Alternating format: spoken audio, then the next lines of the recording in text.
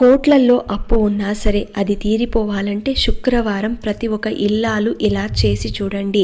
పరిపూర్ణమైన ఆనందం, ఐశ్వర్యం, సంపద మీకు దక్కుతాయి. ఇంటిని చక్కగా పరిశుభ్రంగా పెట్టుకోవాలి. లక్ష్మీదేవి సంతోషిస్తుంది. పూజ గదిని ఎప్పటికప్పుడు శుభ్రం చేసుకుంటూ ఉండాలి. పరిమళం వెదజల్లేటువంటి పూలతో పూజ చేసుకోవాలి. మనసుకి హాయిగా ఉంటుంది. కొబ్బరికాయ తప్పనిసరిగా పెట్టుకోవాలి. కొబ్బరికాయని శ్రీఫలం అంటారు. అంటే లక్ష్మీ ఫలం, అత్యంత స్వచ్ఛమైనది కాబట్టి దీన్ని ఇంట్లో ఉంచుకుంటే లక్ష్మీదేవిని ఆహ్వానించినట్టు అవుతుంది. ఇంకొకటి, కొబ్బరికాయని ఎరుపు రంగు వస్త్రంలో చుట్టి డబ్బు నిల్వ చేసే చోట భద్రంగా దాచి ఉంచుకుంటే మీ సంపద రెట్టింపవుతుంది. శుక్రవారం రోజున ఆవులకు గడ్డి తినిపించండి, బెల్లాన్ని తినిపించండి, నేతితో దీపారాధన చేయండి. ఇలా కొన్ని వారాలు చేసి చూడండి. మీ ఇంట్లో ఉన్న ఆర్థిక ఇబ్బందులన్నీ కూడా పూర్తిగా తొలగిపోయి ఆ లక్ష్మీ అనుగ్రహం కలుగుతుంది.